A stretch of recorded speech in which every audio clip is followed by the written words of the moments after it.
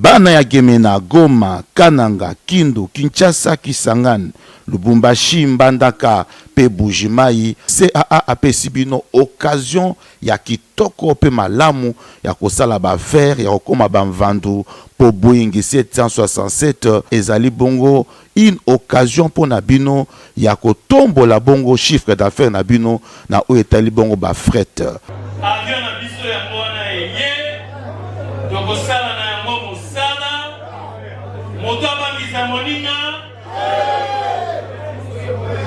moto akadela moninga ezali te soki napesi yo biloko lobi koya lisusu awa te. Avion na bino yango wana eye tosala mosala lutu tokomema kopo tokomema sani tokomema ba plastique tokomema friperi tokomema ba moto tokomema mituka tokomema ebongo na nzela ya kananga bataba ya bomoi tokomema fumba pe tokomema. CAA, véritable leader dans ma bataille à RDC, azali toujours dans souci à soutenir pe kotombola kitayamboka. Pe natina wanande Boeing 767 oyo et ye po na kopesa occasion na ba Congolais nyonso, surtout mingi ba o bazana ba agence ya fret basala musala malam. Banamboka société na mino yangoyo, plus de 32 ans na service na bino pe azali ko continuer ko innover po na kopesa bino chance ya ko améliorer ba capacité pe ba chiffre d'affaires na bino. CAA azali véritable partenaire, plus de 32 ans au service de la nation. Info lingala ya mardi 10 décembre 2024 yango bandimbo tena bino nyosu to fongoli yango pona ko testa bino ndenga chef de l'état Félix Antoine Tshisekedi Tshilombo a lancé ki lundi 9 décembre na centre financier ya Kinshasa ba travaux ya état généraux ya ba entreprise ya portefeuille de l'état bolanda ba l'état yango longo na mijo. Président Félix Tshisekedi a lancé lundi au Yona Centre financier à Kinshasa, Mosala Yaba État généraux Yaba entreprise, ya portefeuille à l'État, na thème na yango, ezali ya kusala ete portefeuille à l'État, ezala levé à Makasi pour la croissance économique et à développement social ya RDC. Kobanda le 9 kino le 14 décembre 2024, ba travaux au Ekosangisa, ba personnalité belé, yaba organisation ya l'État ya ndenge na ndenge, na tina ya koluka ba solution pour na ko contribuer na récupération ya ba entreprise ya l'état oyo ebebisami na ba problème structurel pe managérial. Objectif ya bokutani oyo ezali ya kotala pe mayele ya kobongisa misala pe ya mosolo ya entreprise publique na tina ya kosala portefeuille ya l'état ezala levier ya solo pour na développement économique pe social ya mboka conformément na vision ya chef de l'état et lobby ministre ya portefeuille Jean-Lucien Boussa. Na malobana audience, chef de l'état a précisé que ba état généraux oyo bazali na tina ya kosala que ba entreprise ya portefeuille à l'État et à la montée dynamique et développement capable kakate à co-produire revenus peut co-créer ba emploi kasi peut co-contribuer directement à l'amélioration et à bien-être et à Congolais moko na moko pour na président et République gestion ya ba entreprise na portefeuille à l'État et sengeli banda sikoyo et la irréprochable. Na occasion ya célébration ya journée internationale ya lutte contre la corruption, de chef de l'État Félix Antoine Tshisekedi Tshilombo a participé qui lundi 9 décembre à la conférence internationale Oyo Inspection Générale de Finances et organisée qui héritier mapine ma pèse le détail.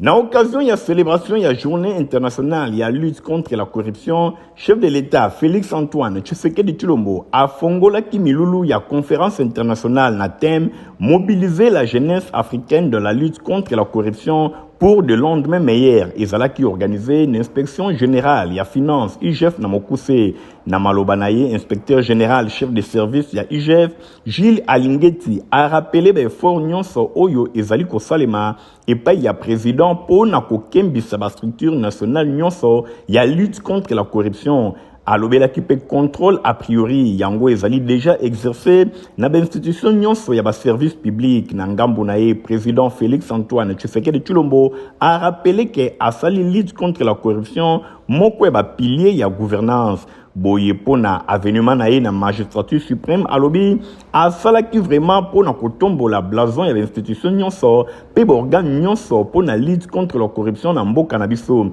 Alobi amemi pe soutien politique moko légal pe logistique pona ko renouveler cour des comptes o ezali garantie ya contrôle moko ya malonga pona ba finance publique ndenge chef de l'état alobaki na maloba na ye ba abordaki thématique ya misala. Président Félix Antoine Tshisekedi Tshilombo atalisi ke mobilisation ya jeunesse ezali slogan moko ya pambate ndenge Floribert Bwana Choui martyr ya 26 ans ya honnêteté ya probité absolue. Alobi jeunesse na biso ezali clé ya makambo nyonso pona ko lutter contre la corruption. Boye ezali pe victime kasi esengeli ezala te eloko moko ekoki kolongwa te pona wana esengeli ezala choix moko décisif ya intégrité pe lisusu ya komba moko ya malamu ndenge chef de l'état Félix Antoine Tshisekedi Tshilombo asukisaki na koloba ke ba jeune baza nanu na énergie baza na bokasi na moral na bango ezali sens moko ya bien ya bato nyonso pona justice moko ya malonga pona ko transformer ba pratique nyonso yango ezali bongo vivier moko ya malonga pona ba citoyen nyonso bazali éclairé pe bazali capable ya kotelemela makambo nyonso mabe babo ya ba compromission pe yango nyamba forme na yango nyonso bandima ba pratique ya malamu. Nangambo ya Chongwe Ota Parlement bosimba ke président ya Sénat mwana mboka Jean-Michel Sama Lukonde Kenge a présidé qui plénière le lundi 9 décembre Oyo ezala qui consacré na contrôle parlementaire. Au cours de la séance plénière, président et pas honorable Jean-Michel Sama Lukonde Kenge, président du Sénat, peut consacrer na contrôle parlementaire, vice-premier ministre na charge ya plan, ya coordination ya aide et longola développement pe kobakisana collègue na ya recherche scientifique pe innovation technologique bazalaki en face ya na chambre haute ya parlement pour na ko répondre na ba question orale avec débat. Sénateur Célestin Vunabandi a interpellé na vice premier ministre chargé ya plan pe coordination na aide ya développement pour na ko obtenir lumière na oyo état libongo état actuel na processus ya planification ya mboka question ya ko se rassurer na niveau réel ya ba avancé pe ba défi rencontré na domaine stratégique pour na développement na ngambo na sénateur Michel Lingepo a adressé question orale na ministre ya recherche scientifique pe innovation technologique concernant cartographie géographique ya République démocratique du Congo oyo ezali utile important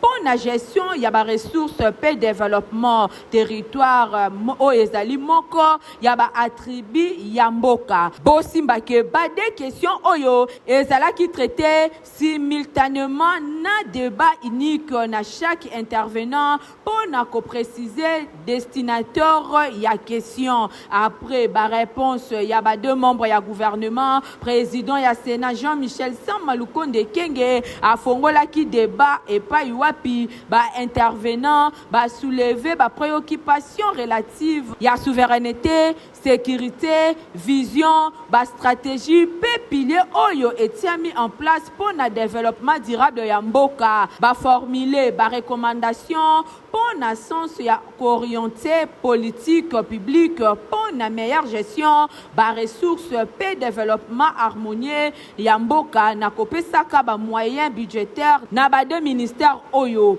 ba deux membres ya gouvernement ba libérer ki bango pour ete ba kende ko préparer ba réponse na bango et pas wapi ba zonga ki mokolo ya mardi 10 décembre pour na ko répondre na ba préoccupation ya ba sénateur. Tokene bongo na Assemblée nationale pour la votation sabino ndenge plénière qui organisé lundi 9 décembre kuna na Assemblée nationale le pas wapi ba honorable député ba adopta ki rapport ya commission ad hoc pour na oyo etali bongo insalubrité ba construction anarchique pe ba embouteillage na ville province ya Kinshasa. Na Assemblée nationale rapport ya commission ad hoc pour na insalubrité, ba construction anarchique, pe ba embouteillage na ville province ya Kinshasa et sala qui présentait liboso ya ba représentation nationale mokolo ya lundi 9 décembre na plénière oyo qui présidait et pas ya premier vice-président le professeur Jean-Claude Chilumbai. Commission oyo batiaki yango na suite ya motion ya information oyo député national chez Okitundu asalaki na rapport na ye oyo ebimisaki 3 principales propositions ya ba recommandation na terme ya action topé mesure ya politique publique yango nde etalisi na président ya commission le député national Matata Ponyo na ba action ya impact visible pe immédiate ko bakisa ba action na impact structurel ba déclaraki yango recevable na majorité ya ba députés nationaux oyo bazalaki présent na hémicycle rapport yango basumetaki yango na débat oyo e permetaki na ba eli ya ko se suicider na perchoir pour na komema ba contribution na bango pe kopesa ba avis na bango après plus de 3 heures ya débat plénière à travers vote oyo ba adoptaki rapport yango lelo toyeko présenter rapport na biso pour tozwa solution na problème ya insalubrité oyo ezoboma bato na Kisasa tolingi pe to trouver solution na problème ya embouteillage ndenge bino moko bomoni ba embouteillage comme même ba mikonzi ba ministre ba de biso nyonso tokomi na embouteillage problème pe ba construction anarchique surtout ba konzi nde bazotonga ba construction anarchique nzambe moko era créer biso na jardin donc eza message atinaki tous de la propre to vivre ici kaya propriété donc en conclusion maman rapport tosali ilingi ko lakisa na gouvernement que question ya embouteillage il faut y trouver solution question ya insalubrité il faut trouver solution question ya construction anarchique il faut trouver solution. Ba honorable sénateur pe ba honorable député baza convoqué na congrès mokolo ya mercredi 11 décembre na salle ya congrès ya palais du peuple oyo point moko ne ezali na ordre du jour ezali bongo discours ya chef de l'état na oyo etali bongo état de la nation ba dete nango boko zona édition na biso ezali koya to poursuivre ba sangola biso pona kotel sabino ndenge à partir ya lelo mardi 10 décembre 2024 ba ménage ya ba congolais bakoki kosepela po na ba prix ya biloko pamba te ezali ya kokita ba importateur ya mboka en collaboration na FEC ba signaki accord moko kuna na primature na bokambemi ya première ministre Judith Suminwa Nathalie Kaila Kapenda héritier Mapine bazali kuna na compte info lingala. À partir de mardi 10 décembre 2024, ba ménage ya ba congolais ekoki ko espérer ko vivre na ndenge ya malamu boyi biloko ya kolia pe biloko mususu ekokita sur l'ensemble ya territoire ya République démocratique du Congo. Initiative oyo ya malonga ezali ko répondre na pasi ya population liboso ya vie ndenge ekoma cher na République démocratique du Congo. Oyo ezali véritable fléau économique. Ba principaux importateurs ya République démocratique du Congo en collaboration na Fédération des entreprises du Congo FEC na Mokuse bango ba signé ba accord na primature na bokambeme ya premier ministre Judith Suminwa Tuluka bokutani oyo esalemaki lundi 9 décembre 2024 yango ezalaki marqué na forte annonce ya réduction ya ba prix ya biloko oyo ezali bongo essentiel bosimba keboyi biloko lokola mungwa poisson miliki sucre misuni ba cuisse ba poulet peloso gouvernement a confirmé décision ya ko réduire boy ba prix oyo ekokita pamba gouvernement a réduire ba prélèvement mususu fiscaux yango eko permettre na ba consommateur bayiba na ko bénéficier ba prix moko ya malonga. Pour une initiative oyo chef ya gouvernement atalisi ke engagement ya chef de l'État Félix Antoine Tshisekedi Tshilombo pour na kopesa lisusu na bana ya Congo pouvoir d'achat pe ko lutter efficacement contre vie ya cher. Ministère ya économie nationale et longona ministère ya finance bango ba travailler na leadership ya premier ministre pour na kokoma na résultat moko ya malonga. Premier ministre a signé décret relatif na lutte contre vie chère oyo ezali ko consister mingi penza kozwa bokiti ya ba prix ya ba denrées alimentaires oyo ezali ko uta libanda. bosimba ke objectif ezali bongo signature ya accord oyo elongo na ba principaux importateurs na ba mesure oyo gouvernement ya RDC azali kotalisa engagement na ye ko défendre pouvoir d'achat ya ba citoyens boye ba baisse ya ba prix oyo ezali prévu entre 5 et 11%. Yango ekoki ko impacter positivement na quotidien ba congolais pe ko pesa na bango bouffée d'oxygène ndenge na ba mois oyo mosusu ezalaki bongo na pression économique ba réponse ya bactère économique oyo pona makambo ya vie eye bana kokita talo na République démocratique du Congo yango ezali bongo pona environnement économique moko favorable. Toutefois, selon vice-premier ministre et ministre de l'économie nationale, Daniel Mukoko Samba, alobi vigilance et sengeli ezala. Atalisi importance ya participation, ya batonyon so pour la mesure oyo ezwami, afin que eye banakozala vraiment respecté, eye banakosuka kakawana te suivi et sengeli ezala. Engagement ya moko na moko ndenge Daniel Mukoko Samba alobaki, bosimba ke vice-premier ministre a s'engagé le sous pour na ko assurer implémentation moko rapide ya ba mesure oyo izwami e banda déjà mboka mobimba baye bana ko remarquer yango Congo ezali ko avancer na société moko ya malonga oyo ezali fondé na ba base moko solide et pa wapi citoyen nyonso akoki ko espérer vie moko ya malamu tango gouvernement azali ko soin ya peuple Kobanda lobby déjà, donc, va service, il y a ministère, il y a économie nationale, bako tambola pour nous constater, baisse, il y a prix, il y a différents, baisse, il y a prix, bisikal nyonso, biloko, ezali kote kama. Na cadre, il y a 12 ans, il y a anniversaire de mariage na bango, ezali bongo, il y a coordonnateur, il y a communauté Tekeumbu, Kin Est, Tomoni bongo Molamboka, Patrick Moloni, Elongo na Molonga Naye, Gisèle Moloni, Salaki, Tekemonene Kuna na commune, Yanse, le bolanda ba détail, Elongo na Edi Imbani.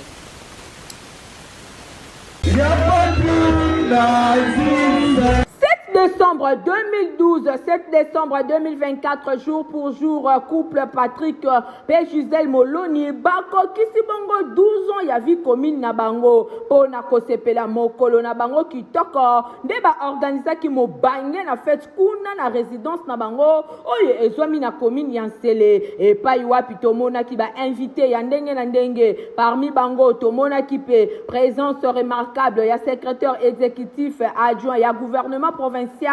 Maître Passi Mazoa, Oyo Azalipe, secrétaire général, ya communauté Tekeumbu, Tomona Kipe, présence ya coordonnateur adjoint, ya communauté Tekeumbu, Mwana Mboka, Makina, Tomona Kipe, Bafiel Nabango, Kobakisa Bato Yandenge Nandenge, soirée haute en couleur Oyo, et Bandaki na mot de circonstances. Toye Awa, pour célébrer plus d'une décennie, ils ont appelé donc 12 ans. Il y a anniversaire, il y a mariage, il y a couple Moloni. Ils allaient faciliter avec le temps que nous courons. Nous avons plus de 10 ans, il y a stabilité. Ils allaient faciliter. Ye mokope langambo na ye, Patrick Moloni, a talisaki esengo na ye. Na kopesa ka conseil na ba jeune, lokolanga. Libala ezali kambatan. Mwasi nanga to bandaki na passe, tola na lepota na ndaku nanga. Info lingala mobimba na esengo nyonso ya 12 ans ba champagne efungwamaki bakataki gâteau oyo bana basalaki bango plaisir na sima kolia komela ezalaki au rendez-vous. En tout cas info lingala mobimba basangani batombeli couple Moloni ere anniversaire de mariage boumela bosimba nzete. Nasuka Yanteke, coordonnateur Moloni na maître Passi, pesa qui communiqué ya activité Oyo, Bazali Nango, le 22 décembre Oyo, pour la communauté Umbu. Dans la période de décembre, Mutu Andima, Azwa charge, a loué salle, na mbongo na ye, a fouté la batuba transport, a somba masanga, a somba yakulia, na mois de décembre, dans la période où tous autres traversés, ils ont facilité alors. Chef Patrick Moloni Andimi, voilà pourquoi tozo benga ba umbu nyoso na ba teke nyoso bandeko na biso tokozala wana teke umbu zelo komoko tous les mutu azala na eloko tozala c'est pour intérêt ya communauté en tout cas pona yango eza pona mutu nyoso so mutu oza contre yango c'est oza kati ya communauté te o eza intérêt ya communauté eloko na baksa eza te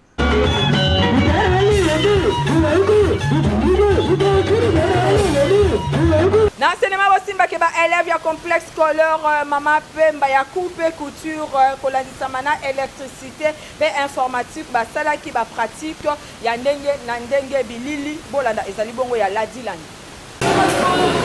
Complexe scolaire Mama Pemba, école ya Fondation Nerombungu, toujours en avant. Bazali ko pesa éducation na ndenge ya kosakanate, ba enseignement ya qualité, et zali ko pesa mana complexe scolaire Mama Pemba, oyo ezwami na quartier Bikanga na commune ya Kisenso. Bana nyonso ya Kisenso, pe ba commune ya Zinga ya ville ya Kinshasa, balobi, merci mingi honorable Nerombungu, na ndenge ozali ko sala na éducation cheval de bataille na yo. Bosimba ke awa na complexe scolaire Mama Pemba, ba atelier et kuba pratique ezali ko salema na ndenge ya nyama. Bosimba bana ya 6e scientifique, bana ya électricité mingi penza pe 5e coupe couture, balekaki awa na ba atelier pe na ba laboratoire pona ko sala pratique ndenge kaka bino moko bozali komona. Bazali ko panza ba moteur ya ndenge na ndenge, l'électricien bazali ko bongisa courant alors que nanu ba félicité. Botala bino moko makambo ndenge ezali ko salema bana complexe scolaire Mama Pemba, bangonde ba ko simba électricité ya ville ya Kinshasa pe ya RDC,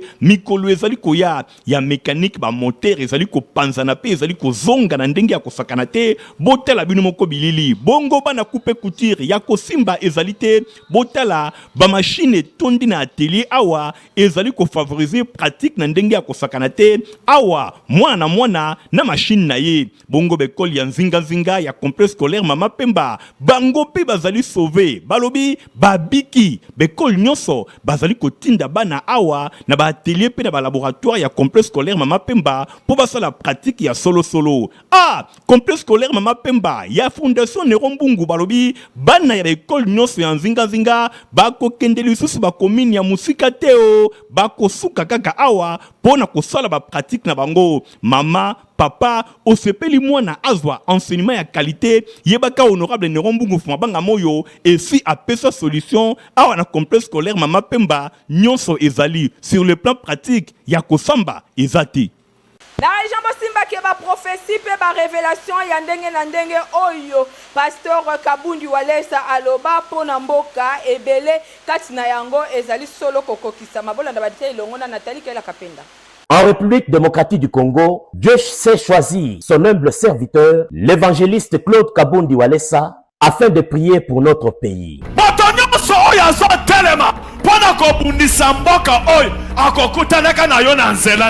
Comme nous pouvons le rappeler, avant la publication des résultats des élections présidentielles de 2018, le diable avait planifié qu'il y ait un bain de sang dans notre pays. C'est ainsi que Dieu avait averti cela à son serviteur et l'avait instruit d'aller à la montagne pour prier.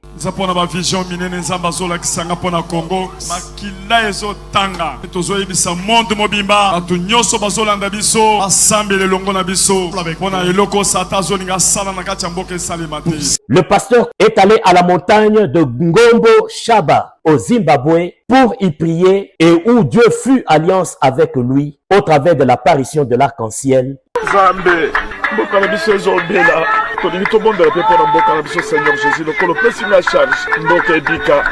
Kaka likolo ya ngomba esika tozali arc-en-ciel ebimi pala moko na couleur ya drapeau ya Congo. Eza signe ya paix, ya restauration. Pour komitango ya mboka Congo zo pekinya. Cependant, le même arc-en-ciel est apparu le même jour de la publication des résultats à la 10e rue de Limete.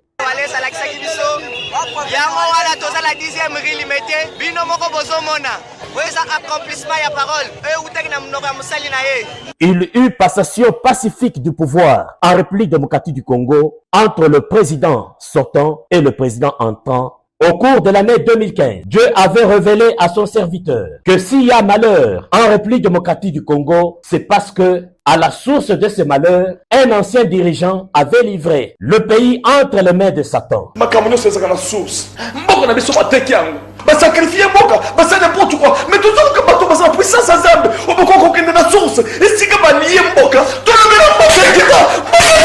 Un ancien dirigeant, étant père de la nation, avait livré le pays entre les mains de Satan. Alors, pour y remédier, il va falloir qu'un autre président de la République, père de la nation, puisse remettre symboliquement le pays entre les mains de l'Éternel pour sa délivrance. Donc quand le pouvoir est dans maboko un chrétien, faut sikoyo yé asa la prière et la dédicace pona kozwamboka na place ezalaki kopé sango Jésus. Je dédire solennellement en ce jour la République démocratique du Congo entre tes mains, ô Éternel notre Dieu. Zambé Apambola, président de la République, toyebi ke à partir d'aujourd'hui, Zambé azobanda makambo asika na Congo.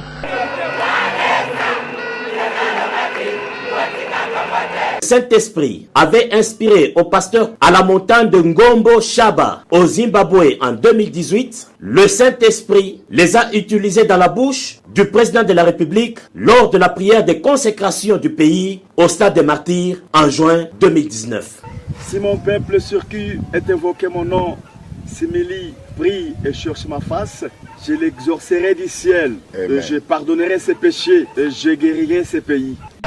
Si mon peuple sur qui est invoqué mon nom s'humilie, prie et cherche ma face, et s'il se détourne des mauvaises voies, je l'exaucerai des cieux, je lui pardonnerai son péché et je guérirai son pays. Par ailleurs, toujours au cours de l'année 2015, le pasteur Claude Kabundi Walesa avait déclaré qu'il y aura de l'eau et de l'électricité en abondance dans la province du Kasaï oriental, précisément dans la ville d'Mbujimai. À ce jour, grâce aux œuvres du président de la République, chef de l'État, l'eau et l'électricité sont devenues une réalité. Des routes et des écoles sont construites aux normes des standards internationaux. Le pasteur Claude Kabundi Walesa ne s'est pas arrêté là. Il a pris le courage d'aller investir dans sa ville natale en Mbujimai en construisant un grand hôtel de luxe équivalent à 4 bâtiments de la même taille qu'à Kinshasa, capitale de la République démocratique du Congo. Par cette bonne attitude, le pasteur Claude Kabundi Walesa donne un exemple parce que lui-même,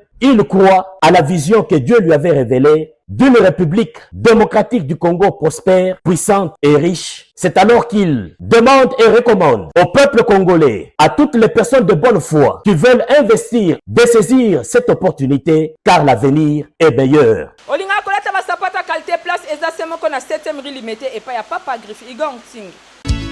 Papa sinangai e utako apio. Baye nyonso balinga kolata basapatu kitoko, sa père d'état, mwana mboka, Basile Semopa, alias Papa Griffe, Cocobar de la Sab, asali esika pona ba congolais nyonso, baye bana kozwa mokoto ya kitoko, sandal, lipapa, ba ceinture, pe biloko ya ndenge na ndenge, nyonso ezali kosalema, epai ya mwana mboka, sa père d'état, Papa Griffe, boye, na présidence de la SAB, epai wapi ba mokoto bozali komona, ezali kosalema, euti na Italie, euti bisika mosusu te, kaka awa, mwana mboka, sa père d'état, Papa Griffe yende azali kosala yango kasi komitungisa na ye ezali boni gouvernement bazali kotala ye kaka boye alors que bakoki kotia maboko pona oyo azali kosala ekende tango nyonso liboso na koloba lisusu nini bandeko nanga bino moko bomoni bino moko bolinga yango mutu nyonso akokota na 7e rue place commerciale awawa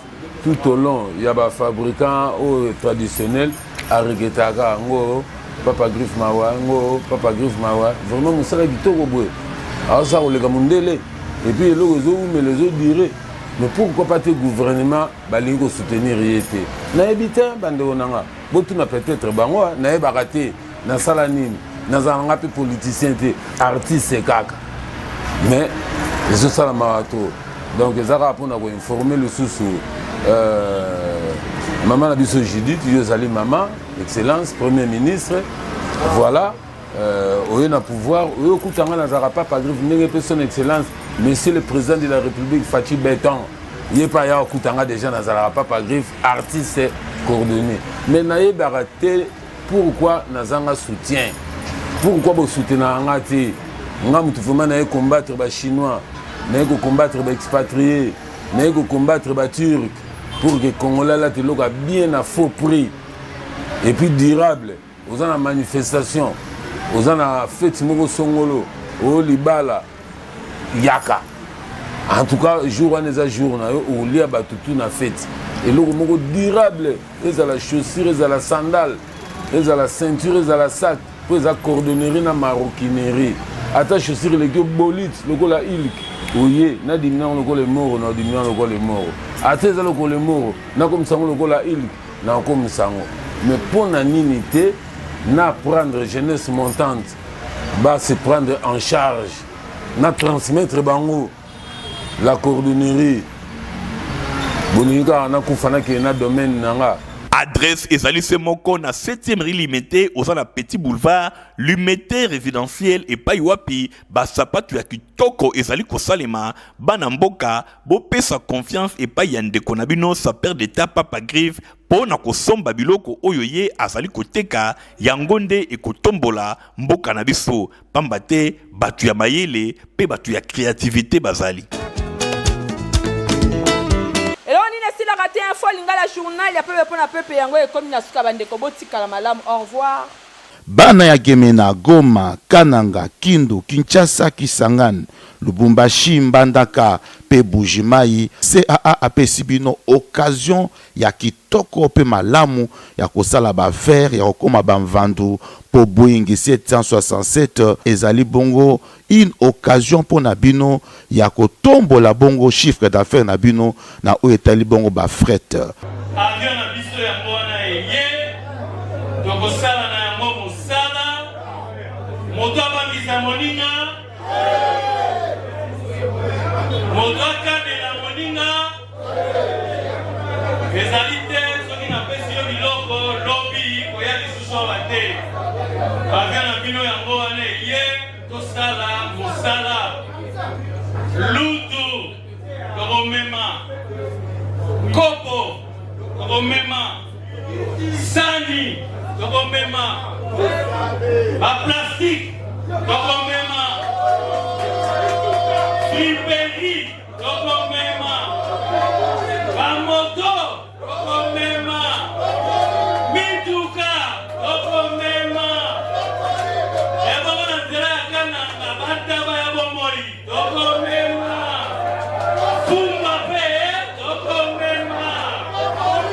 CAA, véritable leader dans ma bataille à RDC, azali toujours dans souci à soutenir pe kotombola kitayamboka pe natina wanande Boeing 767 oyo et ye po na kopesa occasion na ba congolais nyonso surtout mingi ba o bazana ba agence ya fret basala musala malam bana mboka société na mino yangoyo plus de 32 ans na service na bino pe azali ko continuer ko innover po na kopesa bino chance ya ko améliorer ba capacité pe ba chiffre d'affaires na bino. CAA azali véritable partenaire plus de 32 ans au service de la nation.